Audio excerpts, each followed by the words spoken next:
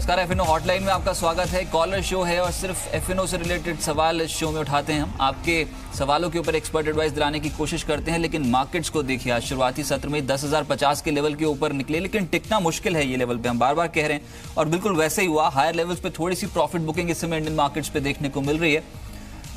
ये अब 7 पॉइंट से रह गए निफ्टी में महज, और शुरुआती सत्र जैसे बताया था कि कोशिश कर रहे थे किसी ना किसी तरीके से 10,050 के लेवल को मेंटेन कर जाएं।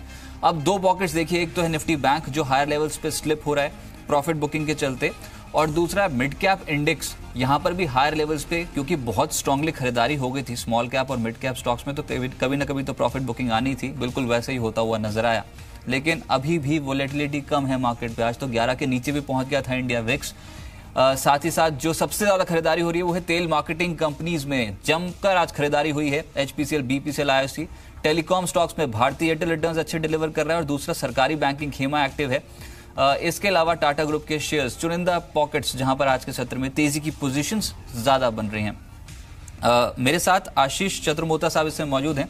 आशीष, शुक्रिया अपने समय जी बिजनेस को देने के लिए। सर, ये थोड़ी प्रॉफिट बुकिंग अभी देखने को मिली है, खासतौर से मिड कैप और स्मॉल कैप स्टॉक्स में। ये मार्केट्स पे, मेन इंडाइसेस पे भी असर पड़ेगा क्या? निफ्टी पे आपके टारगेट्स क्या हैं?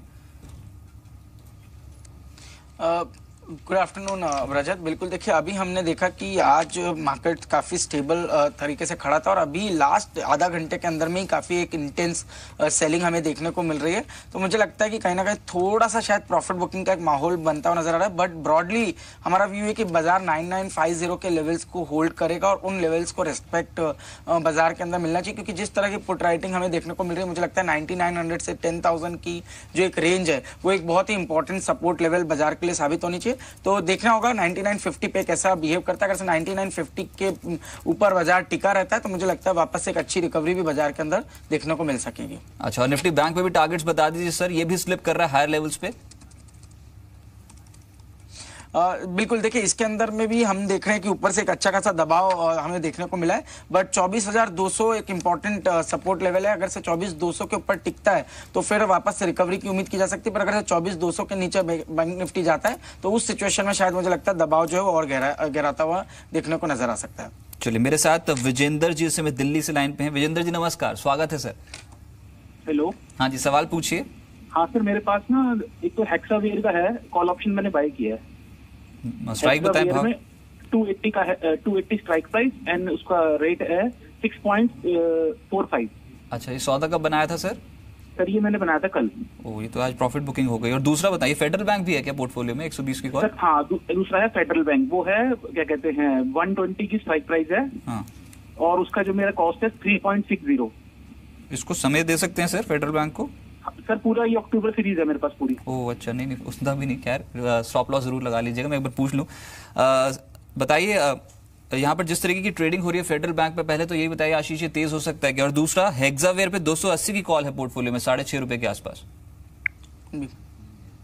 देखिए फेडरल बैंक पे तो हमारा व्यू काफी पॉजिटिव है। इनफैक्ट मुझे लगता है जिस तरह का बिल्डअप इस स्टॉक में देखने को मिल रहा है, जल्दी ये स्टॉक अपने प्रीवियस ऑल टाइम हाई को क्रॉस करेगा, और कहीं ना कहीं मुझे लगता है 130-32 के लेवल्स ऊपर में देखने को मिल सकते हैं। तो इनको अपनी फेडरल बैंक की कॉल ऑप्शन के अंदर पोजीशन को होल्ड करना चाहिए। और स्टॉक में मेरा ध्यान ये कि अगर से 116.50 के लेवल नहीं टूटने चाहिए, अगर से 116.50 के नीचे ये स्टॉक जाता है तब इनको अपनी कॉल ऑप्शन से भी पोजीशन जो उस समय एग्जिट करना होगा। बट मुझे लगता है 116.50 बहुत ही अहम सपोर्ट है, जो मुझे लगता है स्टॉक होल्ड करते हुए देखने को मिल सकता है, और ब्रॉडली एक पॉजिटिव स्टॉक है, तो इसमें एक होल्ड की रिकमेंडेशन मैं रिकमेंड करूंगा।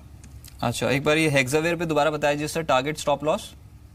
जी देखिए हेक्सावेयर भी एक अच्छा स्ट्रॉन्ग काउंटर है। कल एक बहुत ही मजबूत स्ट्रेंथ हमें स्टॉक में देखने को मिली थी, 265 से कल ही 281 के लेवल हो गए थे, तो आज थोड़ा प्रॉफिट बुकिंग इसके अंदर देखने को मिल रही है। पर मुझे लगता है 269 270 एक इंपॉर्टेंट सपोर्ट है। 269 के नीचे जब तक नहीं जाता है आपको अपनी पोजीशन होल्ड करना है। 269 के नीचे ब्रेक होता है तब फिर शायद आपको अपने लॉन्ग पोजीशन से एक बार एग्जिट करना ठीक रहेगा।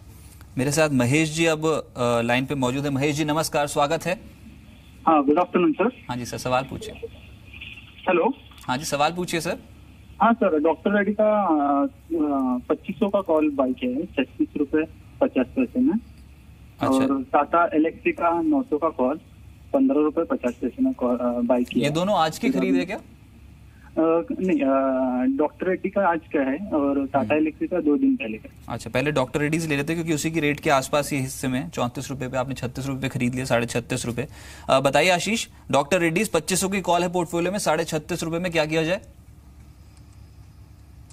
नहीं, मुझे लगता है बहुत साइडवेज है ये स्टॉक और अभी कोई बहुत जल्दी इसमें कोई मूवमेंट होता हुआ नजर नहीं आ रहा। ऐसा नहीं कि वीक है, साइडवेज ही लगता है। तो मुझे लगता है जब साइडवेज बाजार रहे तो उस समय कॉल ऑप्शन का प्रीमियम टाइम वैल्यू की वजह से काफी स्पीड से कम होता है। तो बेहतर होगा अगर से आप डॉक्टर रेड्डी की कॉल ऑप्शन से इस समय बाहर हो जाए। तो टाटा एलेक्साई इनके पास है 900 की कॉल 15.5 रुपए में, क्या किया जाए?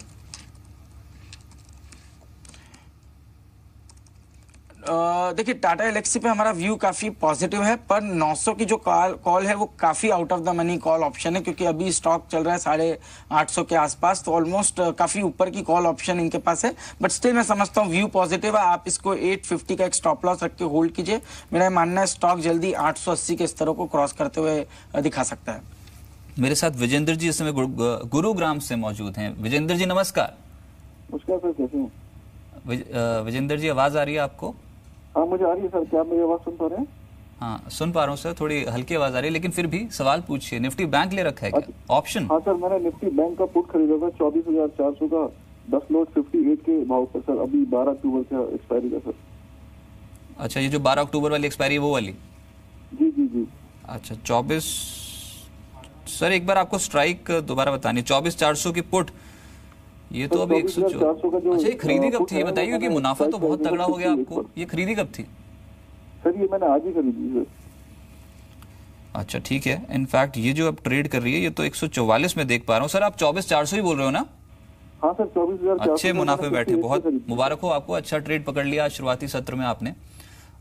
बताइए आशीष, क्या करना चाहिए? 24,400 की पुट इन्होंने ली है 58 रुपए में। देखिए, इसके अंदर मैं समझता हूं कि इनको अगर से होल्ड भी करना है तो ऊपर में 24,350 जो बैंक निफ्टी का फ्यूचर चल रहा है उसका स्टॉप लॉस रखिए। 24,350 के स्तर जब तक क्रॉस नहीं होते तब तक ये पुट को होल्ड कर सकते हैं। नीचे में 24,200 के आसपास जब भी बैंक निफ्टी आ जाए तो वहां पर प्रॉफिट बुकिंग मैं समझता हूं इस पुट ऑप्शन में कर लेनी चाहिए। ठीक है, हमारे साथ अब राहुल जी इस समय मौजूद है अपना सवाल पूछने के लिए। राहुल जी नमस्कार, बताइए एफएनओ में क्या ट्रेड किया आपने? ये पीसी ज्वेलर्स है, 385 का एक लॉट अक्टूबर सीरीज का। 385 बहुत हाई रेंट पे ले लिया सर। ये कब बनाया आपने सौदा? सीरीज स्टार्ट होने पर? कल भी परसों की है। वो सिर्फ 2 दिन पहले की। अच्छा चलिए ठीक है। अब थोड़ा नुकसान तो आपको पता है कि 20 पॉइंट साफ हो गए, ज्यादा इनफैक्ट 25 पॉइंट्स के आसपास। आशीष क्या करना चाहिए? घाटे की भरपाई कैसे होगी? 385 ये इनका खरीद भाव है पीसी ज्वेलर में। देखिए, अब तो स्टॉक नीचे, पर मैं समझता हूँ 355 एक बहुत ही अहम सपोर्ट लेवल है और जब तक ये लेवल्स नहीं ब्रेक करते तब तक एक बहुत स्ट्रांग पॉसिबिलिटी की एक पुल बैक वापस स्टॉक में देखने को मिले। तो 355 का आप स्टॉप रखिए। मुझे लगता है पुल बैक होकर वापस स्टॉक 378 380 के लेवल्स दिखा सकता है। उस समय पे आप अपनी पोजीशंस को वापस रिव्यू कर सकते हैं। चलिए, लेकिन एक बार कोल इंडिया देख लेते हैं, ये स्टॉक कैसा प्रदर्शन कर रहा है, क्योंकि आज जब सुबह बाजार नहीं खुला था तो ब्रोकिंग हाउसेस की रिपोर्ट आई थी और वो जो वेज एग्रीमेंट कंपनी ने साइन किया ना, उसके बाद कई ब्रोकिंग हाउसेस बुलिश थे, कई यहाँ पर बेयरिश थे। लेकिन एक तो टारगेट इनफैक्ट 335 का भी निकल के आया था एक ब्रोकिंग हाउसेस की रिपोर्ट में। फिलहाल 284 के लेवल पे है, लेकिन कोल इंडिया के सीएमडी गोपाल सिंह ने कहा है कि FY18 में कंपनी 8,500 करोड़ रुपए का निवेश करेगी। उन्होंने ये भी कहा इनफैक्ट कि ये जो निवेश होगा ये आने वाले समय के लिए कंपनी के लिए फायदेमंद होगा। गोपाल सिंह से एक्सक्लूसिव बातचीत की प्रकाश प्रियदर्शी ने, ये वो सुनवाते हैं आपको। कोल इंडिया सीएमडी गोपाल सिंह है सर, जी बिजनेस से बात करने के लिए शुक्रिया। मेरा पहला क्वेश्चन यही होगा कि किस तरह का वेज सेटलमेंट हुआ है और किस बात पे सहमति बनी है, किन किन कंडीशंस के साथ? हम लोगों ने 10वीं वेज बोर्ड का नेगोशिएशन को आज फाइनलाइज किया। इसमें जो बेसिक उनका वेतन है उसमें लगभग 20% की बढ़ोतरी होगी और प्लस जो पर्क्स हैं बहुत सारे हैं, सब लोग मिलजुल कर काम करते हैं। तो आपको सर लगता है कि क्योंकि 600 मिलियन टन का जो आपका टारगेट था इस फाइनेंशियल ईयर के लिए, तो क्योंकि डिमांड बढ़ी है हम देख रहे हैं, तो क्या इस टारगेट को रिवाइज करेंगे या फिर इस टारगेट को मीट करेंगे या क्रॉस करेंगे? नहीं, देखिए हमने पिछला साल 554 मिलियन टन लगभग कोयले का उत्पादन किया था। इस बार हमने अपने लिए टारगेट रखा है 600 मिलियन टन, माने लगभग 46 million ton incremental growth. 46 million ton एक साल में इंक्रीमेंटल ग्रोथ कोल इंडिया आज तक कभी नहीं हासिल किया है और विभिन्न कारणों से हमारे 6 महीने में हमारी ग्रोथ नहीं थी। यदि हम अगस्त तक थोड़ा सा कम थे। सितंबर में जाकर हम पॉजिटिव हुए हैं। सर, कोल इंडिया बदले हालात में जब हम रिन्यूएबल से फोकस कर रहे हैं, ऐसी परिस्थितियों को देखते हुए आपने अपने पोर्टफोलियो को डाइवर्सिफाई करने पर भी काफ़ी फोकस किया है। तो कौन कौन से ऐसे बिजनेस सेगमेंट होंगे जहाँ पे आप फोकस कर रहे हैं? ये भी कहा जा रहा है कि आप मेटल माइनिंग की तरफ फोकस कर रहे हैं, बाहर में कुछ माइंस इस तरह से बाइक खरीदने को लेकर, तो उसमें किस तरह का ग्रोथ है? देखिए, रिन्यूएबल्स हमेशा देश की प्राथमिकता होनी चाहिए, क्योंकि ग्लोबल वार्मिंग सबके लिए कंसर्न है। तो रिन्यूएबल्स चूंकि देश की प्राथमिकता है, हमारी प्राथमिकता है, तो हम जरूर चाहेंगे कि रिन्यूएबल्स का जितना भी उत्पादन बढ़ सके बढ़े, उसमें हम जितना योगदान दे सकें दें। हमारे सोलर में ऑलरेडी हम लोग इस साल भी कुछ तो हमारे जो बिल्डिंग्स हैं वहाँ लगा चुके हैं, और हम आने वाले दिनों के लिए प्लान किए हैं। जो कैपेक्स प्लान है FY18 का, वही होगा? उसमें कुछ रिवीजन के बारे में भी सोच रहे हैं, क्योंकि जिस तरीके से आप एक्सपेंडिचर की बात कर रहे हैं। नेचुरली हमें 1 बिलियन टन पहुंचना है, तो उस लक्ष्य को प्राप्त करने के लिए कैपेक्स तो हमें बढ़ाने ही होंगे। इस साल हमने 8,500 करोड़ का एक टारगेट अपने लिए रखा है। मार्केट्स में देखें तो हायर लेवल से अब प्रॉफिट बुकिंग देखने को मिल रही है। निफ्टी और निफ्टी बैंक दोनों ही लाल निशान में आए हैं। हायर लेवल्स पे अभी प्रॉफिट बुकिंग देखने को मिल रही है। लेकिन एक और बड़ी खबर यह है कि उत्तराखंड सरकार ने वैट में 2% की कटौती की है डीजल और पेट्रोल पर। एक और राज्य बना है उत्तराखंड। पहले महाराष्ट्र और गुजरात पे खबर कल आई थी, और जी बिजनेस की मुहिम का असर है कि लगातार अब जो राज्य सरकारें हैं वो पेट्रोल के दाम, डीजल के दाम घटा रही हैं। स्पेसिफिकली अब उत्तराखंड ने वैट 2% घटा दिया है। इसका असर ये होगा कि पेट्रोल और डीजल की कीमतें उत्तराखंड में भी घटेंगी। आज ऑयल मार्केटिंग कंपनी वैसे ही बज कर रही हैं, लेकिन कुछ ऐसे स्टॉक्स जो आपके पोर्टफोलियो में तगड़ी कमाई करा सकते हैं। इनफैक्ट एक ऐसा ट्रेड आपको बताते हैं अभी आज का सौदा में।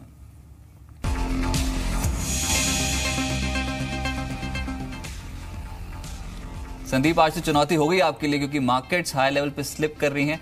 कोई तेजी का सौदा बता सकते हैं अभी? देखिए, कुछ चुनिंदा बैंकिंग काउंटर्स हैं, खासतौर पे प्राइवेट बैंकिंग स्पेस है, जो कि आज काफ़ी ज़्यादा एक्टिव हैं। साउथ इंडियन बैंक कल नंबर्स आए थे, गिरा था, लेकिन आज देखिए रिकवर हो गया है। एक और अगर आप प्राइवेट बैंकिंग स्पेस ही चुनना चाहें तो फेडरल बैंक एक स्टॉक है जिसके ऊपर आज आप नजर रख के चल सकते हैं। देखिए, टेक्निकली अगर आप देखें, चार्ट पैटर्न्स मजबूत होते जा रहे हैं। सभी अहम एवरेजेस के ऊपर आपको ये काउंटर नजर आएगा, और उसके साथ साथ जो अक्टूबर का ओपन इंटरेस्ट है उसमें भी करीब 7% के आसपास का उछाला है। लेकिन सबसे इंपॉर्टेंट है कि 2 मेन पुट्स हैं। इसकी जो स्ट्राइक प्राइस है 117.50 का, और इसके साथ साथ 115 की जो पुट है उसमें बिकवाली देखने को मिल रही है। वो अपने आप में एक तेजी का इंडिकेशन साफ तौर पे देखने को मिल रहा है।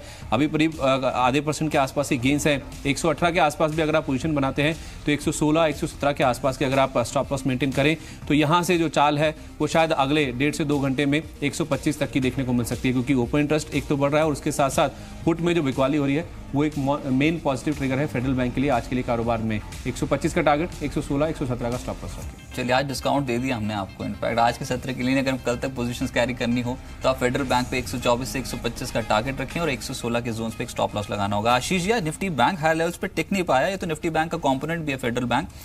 ये लोअर लेवल से कुछ खरीदारी देखने को मिल सकती है स्टॉक पे? मुझे तो फेडरल बैंक काफी अच्छा काउंटर नजर आ रहा है। मुझे लगता है अगर से बैंकिंग स्पेस में कोई स्टॉक जो स्ट्रॉन्ग आउट परफॉर्मेंस दिखा सकता है उसमें फेडरल बैंक हो सकता है।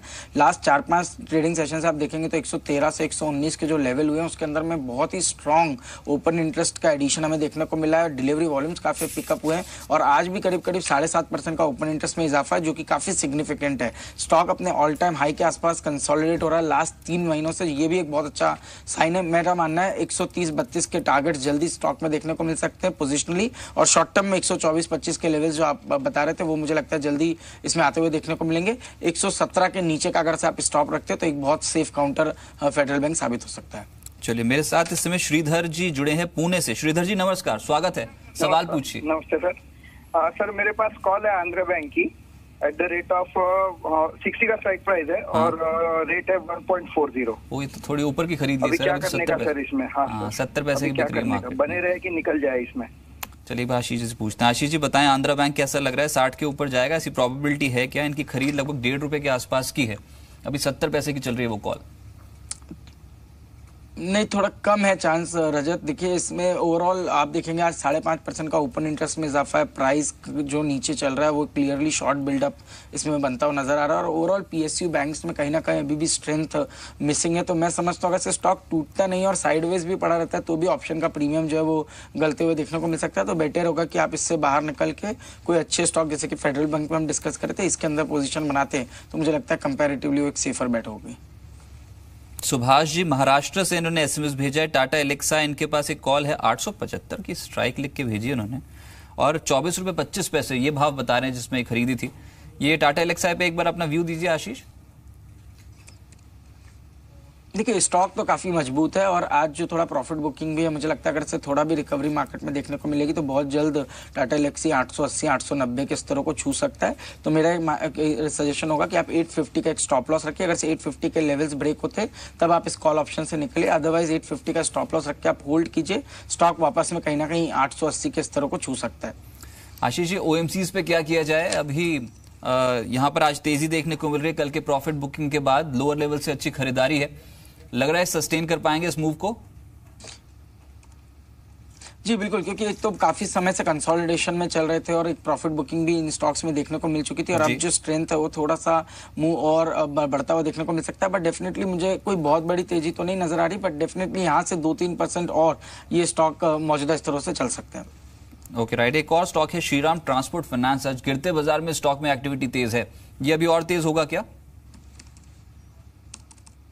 जी हाँ, इसमें काफी अच्छा बिल्डअप हमें देखने को मिला और मुझे लगता है कि ये स्टॉक कहीं ना कहीं 1140-50 के स्तरों के लिए तैयार हो रहा है। बिल्डअप बहुत स्ट्रांग है और लास्ट 2-3 दिनों में जिस तरह के वॉल्यूम्स इसमें आए तो उसको देखते हुए मुझे लगता है कि ट्रेंड काफी मजबूत है। 1085 का एक स्टॉप लॉस रख के आप पोजीशन होल्ड कीजिए, 1150 तक की अपसाइड देखने को मिल सकती है।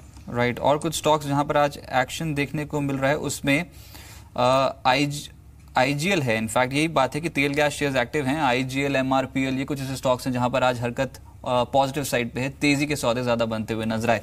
लेकिन एक और बड़ी खबर आ रही है अभी हमारे पास और वो ये है कि इंडिया रेटिंग के मुताबिक स्टील सेक्टर में एक मेगा कंसोलिडेशन हो सकता है। क्या है ये पूरी खबर, बताने के लिए दीपू मेरे सहयोगी इसमें मेरे साथ मौजूद हैं। दीपू बताएं। देखिए रजत, सबसे बड़ी बात यह है कि जो स्टील कंपनी अभी इंसॉल्वेंसी प्रोसेस से गुजर रही हैं, एटलीस्ट जिसमें कि आउट ऑफ 5 कंपनी हैं जो कि स्टील सेक्टर से हैं, उनको लेकर के उनके बायर एक तरह से रेडी हैं। और जो टॉप की कंपनी है, टॉप 6 कंपनी जिसमें RINL से लेकर के और बाकी जो कंपनी है टाटा स्टील और A1 जो सेल है इंडिया की नेशनलाइज कंपनी, उसके अलावा एक बड़ी कंपनी भी इस साथ में है कि कौन जो है उसका एक लोवेस्ट लेवल ले और एक तरह से स्टील सेक्टर को एक्विजिशन में कर ले वो। ओके तो कुछ नाम बता सकते हैं दीपू आप, ये छोटी मझौली कंपनियां जो रडार पर रहेंगी या फिर जो बड़ी कंपनियां जो कंसोलिडेशन के बाद कुछ एंटिटीज बनती हुई नजर आएंगी? रजत 1.4 लाख करोड़ का ऑलरेडी इनके ऊपर एनपीएस है जो कंपनीज अभी इंसॉल्वेंसी प्रोसीजर में हैं और उसको जो लोग एक्वायर करने के मूड में है उसमें टाटा स्टील, JSW और बाकी कंपनीज है। तो एक तरह से ये माना जाता है कि ऑलरेडी ये मार्केट का मोर देन 50% ये लोग कवर करते हैं प्रोडक्शन साइड में। अगर हॉट स्टील को ले, हॉट प्लेट का, तो उसमें 82% है। तो कुल मिलाकर के ये कंसोलिडेशन एक मोनोपोलाइजेशन की ओर ले जाएगा और ऑलरेडी आपने देखा कि 50 से 20% प्राइसेस हाइक होनी शुरू हो गई हैं एंटी डंपिंग ड्यूटी और बाकी जो मेजर लिए हैं सरकार ने, क्योंकि ये ग्रुप बहुत बड़ा लॉबी है, इसकी बहुत ताकतवर पावरफुल लॉबी है जो कि अपने अकॉर्डिंगली उसने हमने आपको याद होगा रजत कि हमने इस न्यूज को ब्रेक किया था कि कैसे प्राइस हाइक को ये लोग अंजाम दे रहे हैं कार्टेलाइजेशन के थ्रू। तो एक मेजर कंसोलिडेशन के बाद ये प्रक्रिया और आगे बढ़ सकती है और यही संदेशा है कि प्राइसेस और आगे हर्ट करेंगे कंज्यूमर। चलिए, तो आप बोल रहे हैं कि मेगा कंसोलिडेशन जो है वो हो सकता है इंडिया रेटिंग के मुताबिक स्टील सेक्टर में, मेटल सेक्टर में। एक आशीष, मेरे को पता है डेरिवेटिव का स्टॉक नहीं है लेकिन छोटी मझौली स्टील कंपनियों की बात हो रही है तो एक उत्तम गलवा देख के बता दें सर, ये एक स्टॉक। जी जी देखिए इसके अंदर लास्ट 2-3 दिनों में तो बहुत ही अच्छा एक्शन देखने को मिला है। 22 रुपए से ऑलमोस्ट 29-30 रुपए तक का अपसाइड हुआ है और बहुत ही स्ट्रांग वॉल्यूम्स के साथ हुआ है। तो कहीं ना कहीं बेस बनाने की एक तैयारी इस स्टॉक में शुरू हुई है। मुझे लगता है ऊपर में 34-35 के स्तर इस स्टॉक में जल्दी देखने को मिल सकते हैं। और अब नीचे मेरा मानना है अगर से स्टॉक 2850 के आसपास आता है तो वहां पर पे वापस से एक अच्छा सपोर्ट ले सकता है। तो 2850 के नीचे का स्टॉप रखिए, ऊपर में 34-35 के लेवल्स देखने को मिल सकते हैं। चलिए आशीष जी, बहुत शुक्रिया आपका हमारे साथ जुड़ने के लिए और मार्केट्स पे अप्रोच बताने के लिए। तो मुद्दा यह है कि प्रॉफिट बुकिंग हुई है मार्केट पे आज 10,050 के लेवल को कॉन्कर किया था शुरुआती ट्रेड में, टिक नहीं पाए, हाई लेवल्स पे थोड़ा स्लिप कर गए। एक छोटा सा ब्रेक के बाद सुपरफास्ट फ्यूचर्स क्लोजिंग स्पेशल।